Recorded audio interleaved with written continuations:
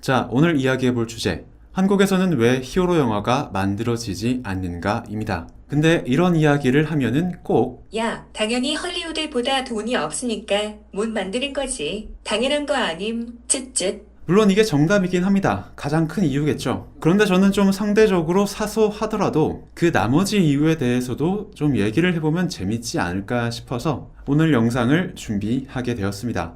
사람들은 왜 히어로라는 존재를 만들어내는 걸까요? 그건 당연히 인간 개개인이 갖고 있는 미약한 힘으로 해결할 수 없는 어떤 문제가 현실에 존재하기 때문일 겁니다. 왜 살다 보면 어떤 문제가 나를 너무 힘들게 만들 때가 있잖아요. 그런데 여기서 가장 큰 문제는 그 문제를 내 힘으로 해결할 수가 없다는 거죠. 그러면 사람은 상상력이라는 능력을 갖고 있기 때문에 그런 절박한 순간에는 어떤 초월적인 존재가 나타나서 이 모든 걸 단번에 해결해 주기를 꿈꾸게 되는 게 아주 당연한 흐름입니다. 자, 우리나라의 홍길동전을 예로 한번 들어보죠. 이 작품을 쓴 허균이라는 사람은 서자로 태어나서 평생을 신분제의 부당함을 느끼며 살아야만 했습니다. 그래서 그는 홍길동이라는 히어로가 나타나서 이 거대한 신분제의 질서를 무너뜨리고 자신과 같은 비양반들을 해방시켜주는 유토피아, 율도국을 허구의 세계에서라도 한번 만들어 보고 싶었던 거겠죠. 자, 그러면 우리가 일반적으로 생각하는 현대적 히어로물, 마블 코믹스의 상징, 캡틴 아메리카에게는 어떤 욕망이 심어져 있는 걸까요? 캡틴 아메리카는 제2차 세계대전 시기, 미국이 일본에게 진주만 공습을 당하기 직전인 1941년 3월에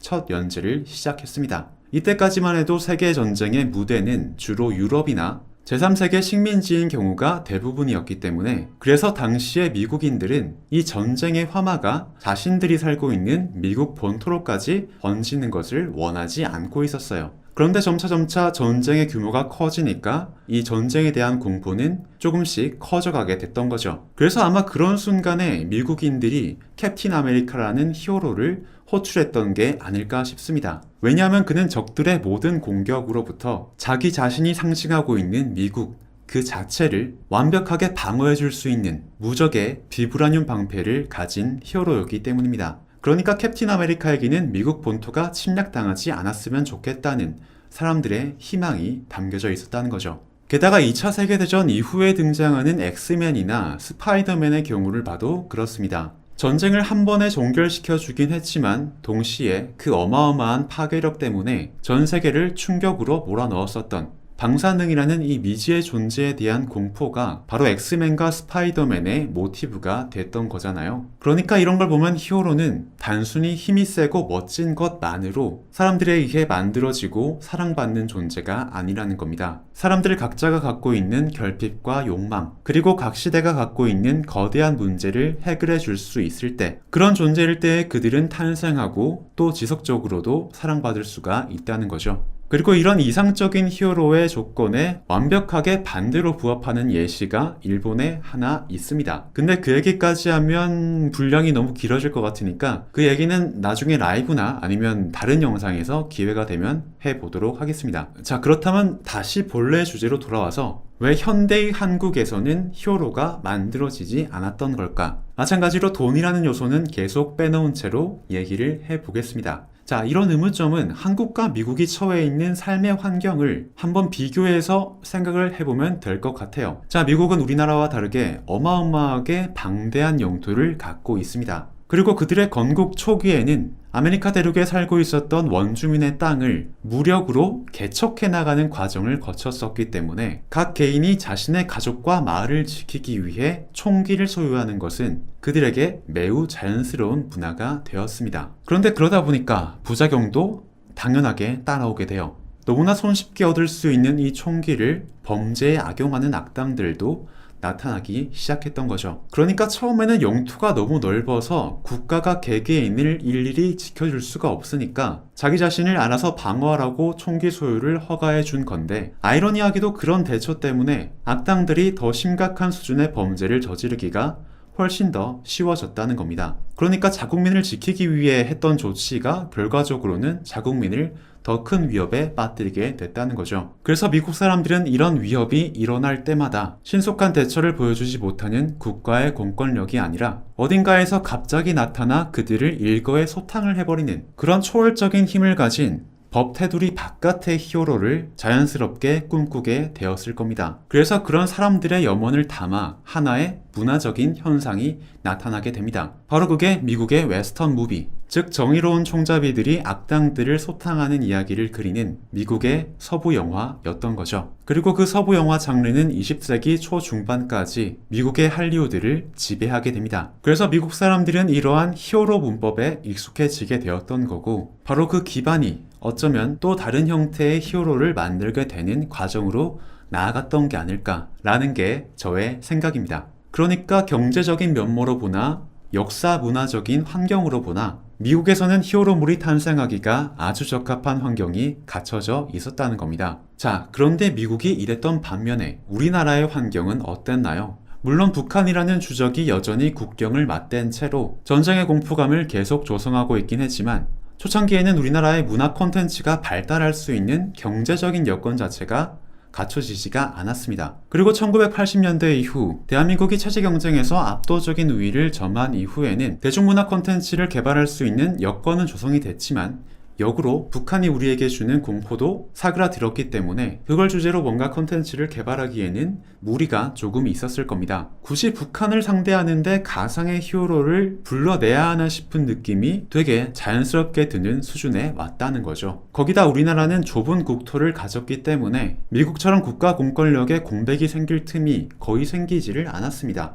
물론 범죄와의 전쟁 같은 한국식 갱스터 무비를 보면 저희들에게도 조폭들이 전국적으로 활개를 치던 그런 시기가 있었던 건 분명합니다만 정작 그 영화에도 나오는 것처럼 우리나라의 국토는 너무나 좁기 때문에 그들이 국가의 치안 체제를 피해서 어딘가로 숨어 들어가기에는 분명한 한계가 있었던 거죠. 그래서 우리는 내부의 적을 상대하는 데에도 굳이 히어로식이나 호출할 필요가 없었던 겁니다. 한국을 배경으로 하는데 경찰이나 군인이 대처하지 못할 거대한 위협 같은 게 있다? 그건 우리가 살고 있는 현실 세계에서도 별로 겪을 일이 없는 일이기 때문에 그걸 은유하는 장르물을 상상하는 것도 사실은 조금 힘들어질 수밖에 없는 겁니다. 자, 그런데 바로 그렇기 때문에 한국에서는 조금 독특한 현상이 일어나게 됩니다. 바로 미국의 초월적인 히어로들과는 다른 현실적인 히어로, 즉 경찰이나 검사 아니면 용기 있는 일반 시민 주인공이 사건을 해결하는 구조의 이야기들이 발달을 하게 됐던 거죠. 한국 영화 속의 현실적인 히어로들이 맞서 싸우는 대상은 미국처럼 물리적인 위협을 가하는 악당이 아닌 경우가 훨씬 더 많습니다. 대신 한국 영화 속의 악당들이 우리의 삶을 위협하는 방식은 보통 합법을 가장한 탈법, 그리고 정치적 경제적 권력을 이용한 거대한 비리인 경우가 대부분의 모습이죠. 자, 이건 왜 그럴까요?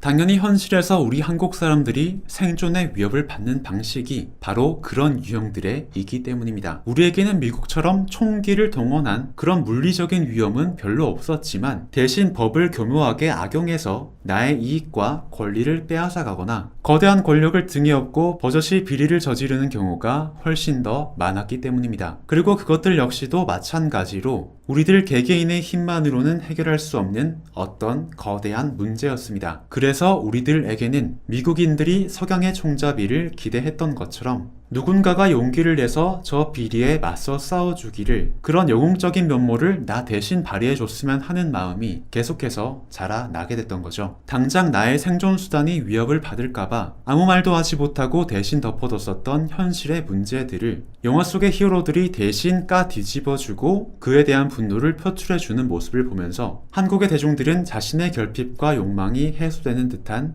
카타르시스를 느꼈을 겁니다. 그래서 한국에서는 여러 조건들 때문에 미국식의 히어로 영화가 만들어지지는 못했지만 그 대신 우리 나름의 방식대로 우리가 갖고 있는 결핍과 시대적 문제를 해결해주는 히어로를 계속해서 호출해 왔었던 거죠. 그리고 유독 외골수적인 성향의 주인공들이 이런 장르물들에 자주 등장하는 것도 되게 재미있는 부분인데, 역시 이것도 우리나라의 문화가 갖고 있는 조금은 억압적인 그 분위기에 대한 반작용으로 나타난 현상이 아닐까 싶습니다. 왜 우리나라에서는 아무래도 개인이 집단의 뜻을 거스르고 단독 행동을 하는 거를 솔직히 조금 안 좋게 보잖아요. 설령 그 한 사람이 생각했던 방향이 나중에 알고 보니까 옳았다고 하더라도 그걸 있는 그대로 받아들이는 집단 문화가 사실 아직까지는 완벽하게 정착을 하지 못한 것도 사실이라고 생각을 합니다. 그래서 우리들에게는 이런 문화가 주는 압박감으로부터 해방되고 싶다는 욕망도 있었을 겁니다. 그러다 보니까 직장 상사든 뭐 아니면 그보다 훨씬 더 높으신 분들이 지시를 내리시든 다 그냥 무시를 하고 내가 옳다고 믿는 방향대로 그냥 밀어붙여 버리는 그런 주인공의 모습이 어떤 선망의 대상으로서, 그리고 더 나아가서는 일종의 판타지로서 그렇게 허구의 이야기에서라도 계속해서 그려지고 있다는 겁니다. 자, 오늘의 이야기를 정리해 보겠습니다. 히어로는 그 시대가 마주하고 있는 문제점과 사람들의 결핍을 해소해주는 스토리를 갖고 있어야 한다. 미국식 히어로의 탄생은 서부 영화의 문법과 그 이후의 역사적인 사건들에서 그 기원을 추측해 볼 수가 있다. 플러스 물론 돈이 많으니까 그걸 영화로도 구현을 할 수 있었던 거다. 그래서 한국에서는 이런 다른 환경 때문에 미국식 히어로가 만들어지지는 못하지만 대신 나름대로 한국적인 히어로들을 꾸준히 만들어 왔고 그게 일종의 장르물로 정착을 하게 됐다. 네, 이렇게 말씀을 드릴 수가 있을 것 같습니다. 자, 최근에 너무 애니메이션 이야기, 서브컬처 이야기만 너무 너무해가지고 조금 다양한 이야기를 해보고 싶어서 오늘 주제를 갖고 왔고요. 혹시 뭐 막연하게라도 이런 것들은 좀 궁금했는데 왜 그런지 모르겠다, 네가 좀 대신 한번 고민을 해봐라, 이런 것들 좀 적어주시고, 지나가시다가 특이한 현상 같은 것들이 보이시면 언제든 댓글이나 제 메일로 그리고 인스타 DM으로도 남겨주시면은 제가 충분히 고려를 해서 컨텐츠로 제작을 해보도록 하겠습니다. 오늘 이야기도 들어주셔서 감사하고요. 다음에도 우리 영화와 문화에 대한 이야기로 다시 돌아오겠습니다. 항상 시청해주셔서 감사드립니다.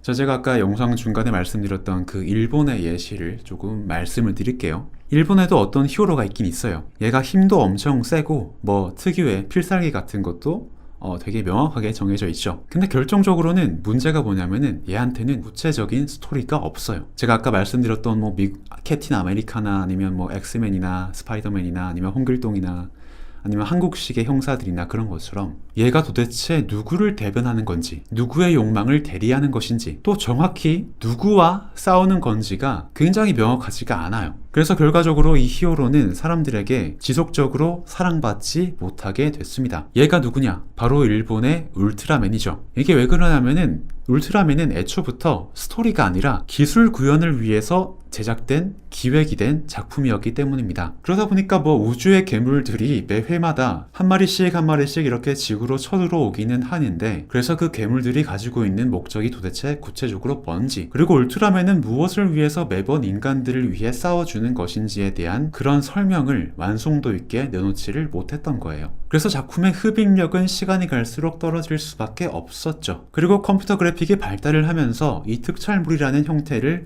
완벽하게 대체하게 된 시점에는 더 이상 울트라맨은 스토리적으로도, 그리고 그들이 내세웠던 최고의 장점인 촬영 기술적으로도 더 이상 흥미를 끌 수가 없는 히어로가 됐던 겁니다. 물론 그렇다고 해서 울트라맨이 의미가 없는 작품이다 그런 얘기를 하는 건 절대로 아닙니다. 저도 어릴 때 되게 재밌게 봤었고요. 그리고 논외로 말씀드리자면은 울트라맨이 에반게리온의 탄생에 굉장한 초석을 만들어준 그런 지점도 있죠. 이건 저의 내피셜이 아니라 진짜 그렇습니다. 왜냐하면 울트라맨이 그렇잖아요. 정체를 알 수 없는 외계인들이, 외계의 적들이 계속해서 지구로 쳐들어오는 이야기의 구조를 갖고 있죠, 일단. 그리고 울트라맨에게는 이 외계의 적을 상대할 수 있는 제한 시간이 걸려 있습니다. 그 변신을 유지할 수 있는 시간에 제한이 걸려 있어요. 그러니까 이 핵심적인 이 두 개의 설정을 에반게리온이 그대로 계승을 하고 있어요. 거기에 성경적인 모티브를 더해주고, 울트라맨의 변신 시간은 에반게리온들이 로봇이기 때문에 배터리에 제약이 있다, 약간 그보다 훨씬 더 합리적인 요소로 바꾸면서 이 설정들이 가지고 있었던 공백을 대신 채워주는 그런 오마주를 했던 겁니다. 그러니까 에반게리온은 선배 오타쿠들이 했었던 작업에 후배 오타쿠가 바칠 수 있는 최고의 헌사이기도 했었다는 거죠. 자, 어쨌든 뭐 그런 지점이 있긴 하지만 앞서 말씀드린 것처럼 너무 많은 콘텐츠를 접하는 현대인들을 합리적으로 설득할 수 없는 그런 스토리적인 한계를 갖고 있기 때문에 어쨌든 울트라맨은 추억의 히어로로만 남게 된 겁니다. 그러니까 20세기 중후반에 미국으로 다음 가는 거대 문화 제국이었던 일본마저도 이런 미국이 가지고 있는 그런 엄청난 규모의 히어로 산업은 형성을 하지 못했었다는 거죠. 물론 뭐 일본이 히어로 산업에 초점을 맞춘 문화가 아니긴 합니다만, 그렇기 때문에 제가 이제 말씀드린 겁니다. 히어로물이라는 게 단순히 자본의 규모만으로 만들어지는 게 아니라는 거죠. 그러니까 한국이 히어로를 만들지 못하는 게 돈 때문이다 라는 말도 물론 맞긴 합니다만은 그 외에 우리가 살펴볼 수 있는 요소들이 이렇게 더 있다라는 말씀을 드리고 싶어서 쿠키를 찍게 되었습니다. 여기까지도 길게 봐주셔서 감사하고요. 다음에 또 다른 영상으로 돌아오도록 하겠습니다. 감사합니다.